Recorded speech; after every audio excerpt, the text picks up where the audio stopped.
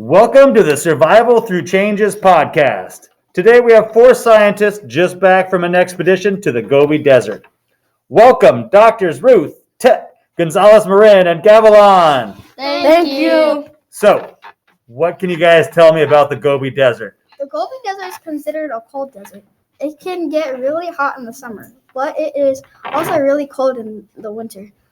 There is not much rain. It snows. There are also wicked sandstorms.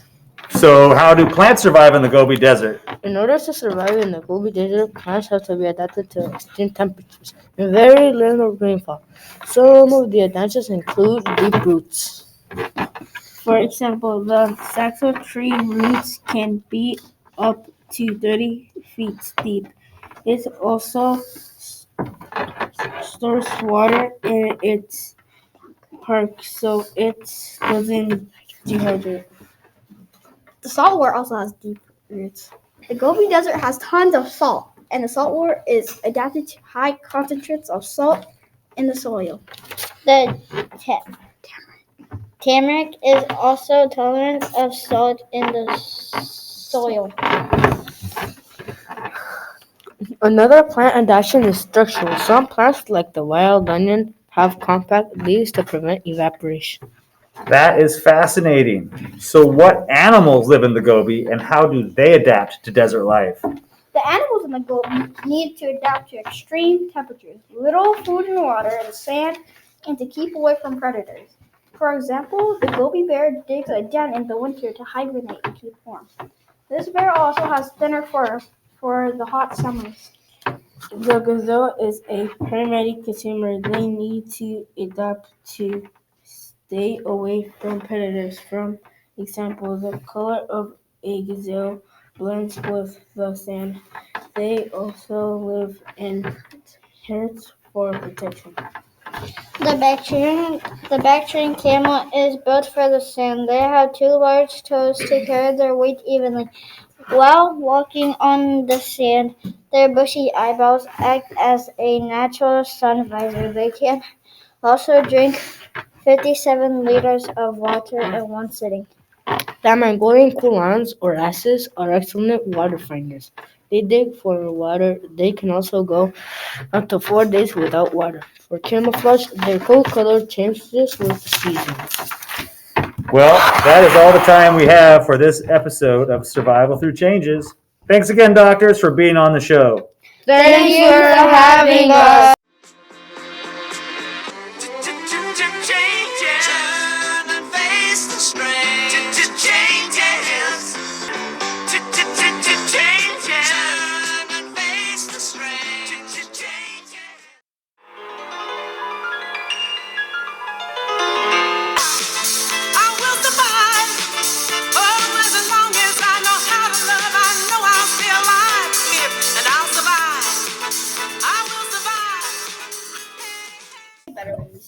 Okay, ready? Welcome to this edition of Survival Through Changes podcast. Today we have 4 scientists just back from an expedition to the Amazon rainforest in Peru. Welcome, Doctors Barrios, Savea, Tawala, and Fazio. Thank you. Doctors, what can you tell us about the Amazon rainforest? The Amazon forest is full of trees and rivers. There are 3 layers to the rainforest. The bottom is the ground, then there is the understory with short trees.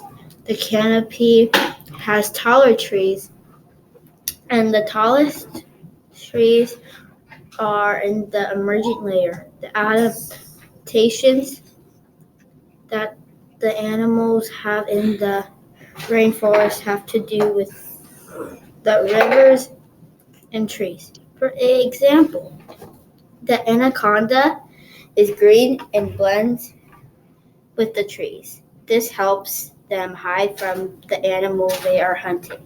Also, their nose and eyes are on top of their heads so they can swim and catch prey easily.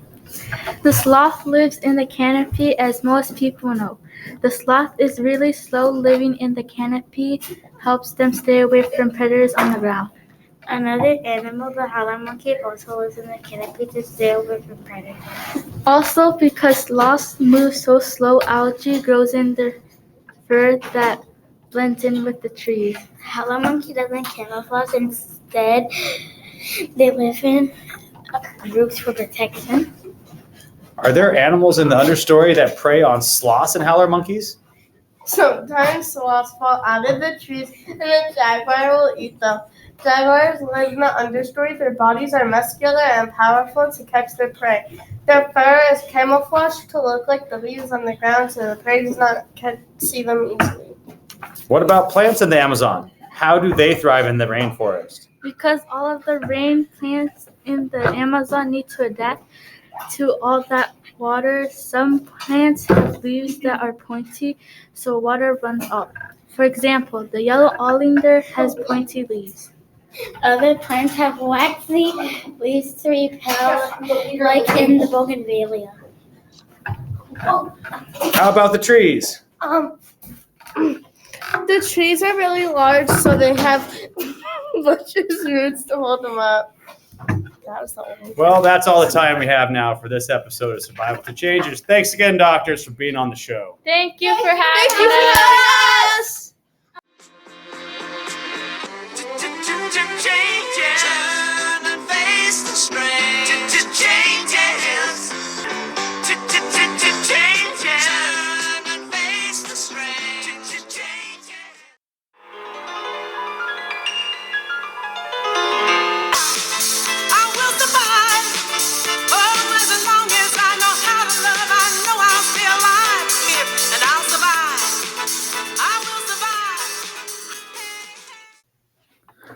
Welcome to this edition of Survival Through Changes podcast. Today we have three scientists just back from an expedition to the Pampas of Uruguay. Welcome, doctors Morriles, Vivau, and Kohlberg. Thank you! So, what can you folks tell us about the Pampas? The pampas are covered in grass. The climate is humid and warm. We went in June, which is the winter in the southern hemisphere. Tell us what adaptations animals need to survive in the Pampas. The climate in the Pampas is not extreme, so most of the adaptations are about staying away from predators or for predators.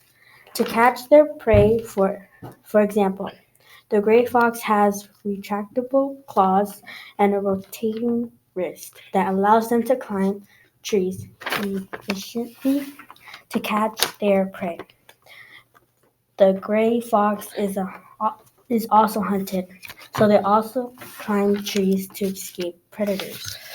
Another animal is the viescata. It has long ears to hear predators from far away.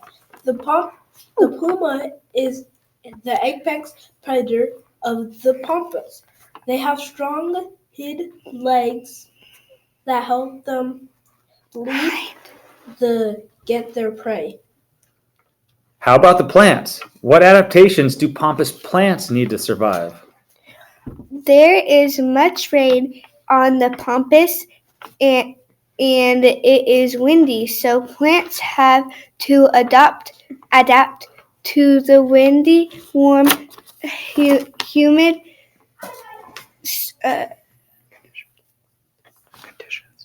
conditions.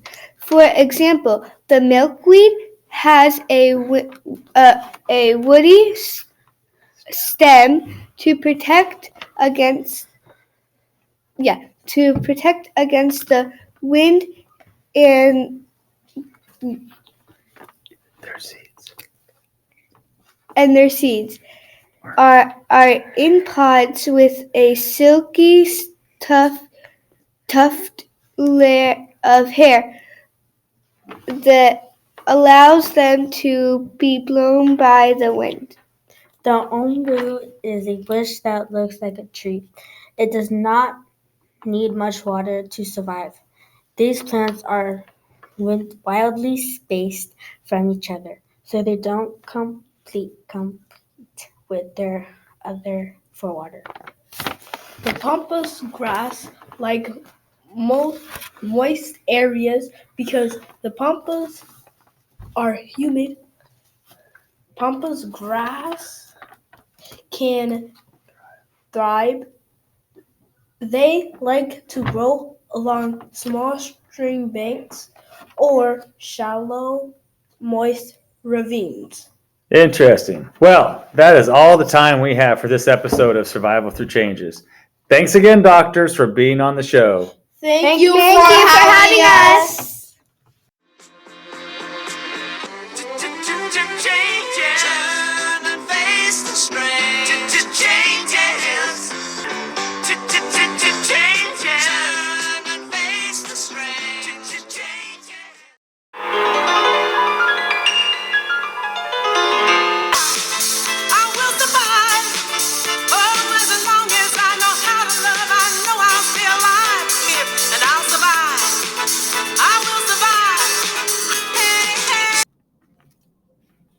Welcome to the Survival Through Changes podcast. Today we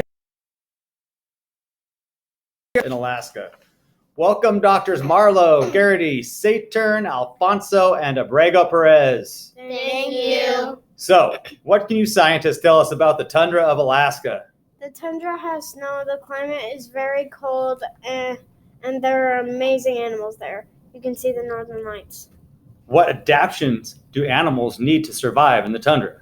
Primary consumers like the ptarmigan need to blend in with the snow. They have white feathers that can change color with the seasons. The Arctic hare also has fur that changes color with the season. They also have long claws to dig into the ice when running from predators. The muskox is also a primary consumer. They live in groups called herds for protection. They also have a double coat of fur for the cold. Are there any animals that are carnivores? The lynxes are carnivore. They're not apex, but they're hunters. They live a solitary life, hiding from predators. They're good climbers and swimmers, which helps them catch their prey. The apex predator of the tundra is a snowy owl. To protect them from the cold, they have round bodies and dense, fluffy feathers on their feet. They are patient hunters and they sit around and wait to see their prey. What about plants in the tundra? How do they survive in such a cold climate? One adaptation is the plants don't grow tall. The snow cover insulates them in the winter. For example, the dwarf fireweed only grows 3 to 6 inches. The caribou moss also doesn't grow tall. It only grows 1 to 4 inches high. Another adaptation is narrow leaves. This helps keep in the water. The diamond leaf willow is an example of a plant with narrow leaves. A Labrador tea also has narrow leaves. Another adaptation is a short growing season. The beerberry blossom from March to June. Well, that is all the time we have now for this episode of Survival Through Changes. Thank you again, doctors, for being on the show. Thank you for having us.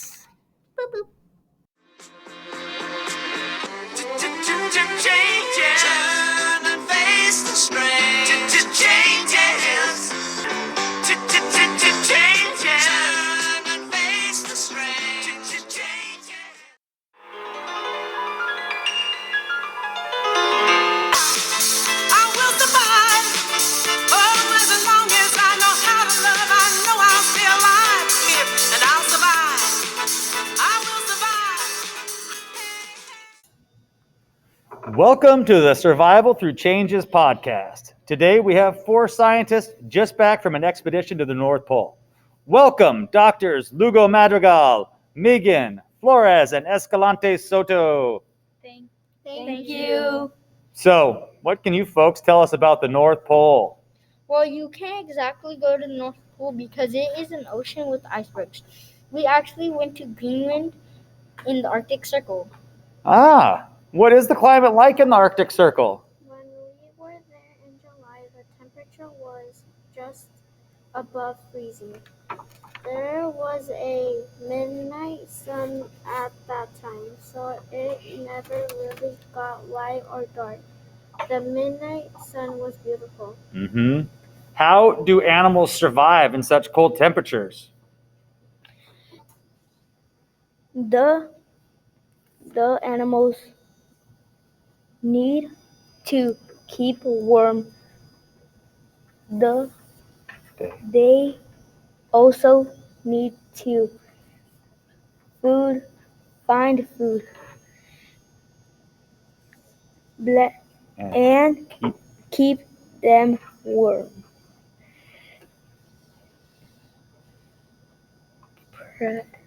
And keep away from predators like the polar bear.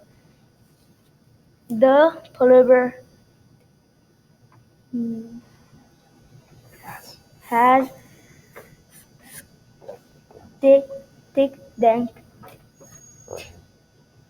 Fur. fur and black skin to keep them warm. They also have fur on the bottom of their feet to grip the ice. The Arctic wolf also has thick fur to keep them warm. Their white fur also matches their surroundings, so it is great camouflage. The Arctic fox also has fur to camouflage. The Arctic fox has other adaptations to survive in the Arctic Circle. Their compact bodies allow them to conserve heat. Are there any animals that actually live at the North Pole? The ring seal does. They live in the Arctic Ocean. Their skin camouflages with the ever-changing colors of the ocean. All right. Are there any plants at the North Pole? Do any plants actually live there? Plants can't actually grow at the North Pole. There is no soil which plants need to grow. There are also times of very little light which plants need photosynthesis. There is moss, plankton, seaweed that grows in the Arctic Ocean, and in the ice, these flora and fauna need certain adaptations to survive. For example, Arctic moss is constantly storing energy. It also grows very slowly. Seaweed also grows in the Arctic oceans. This is a important food for animals. They adapted to live in really cold temperatures. Phytoplankton also grows in the Arctic Ocean. The phytoplankton stops growing when there is not enough light, then starts growing again when light returns. Well, that is all the time we have for this episode of Survival Through Changes. Thanks again, doctors, for being on the show. Thank you for having us. Turn and face the strain. Changes. Changes. Turn and face the strain. Changes.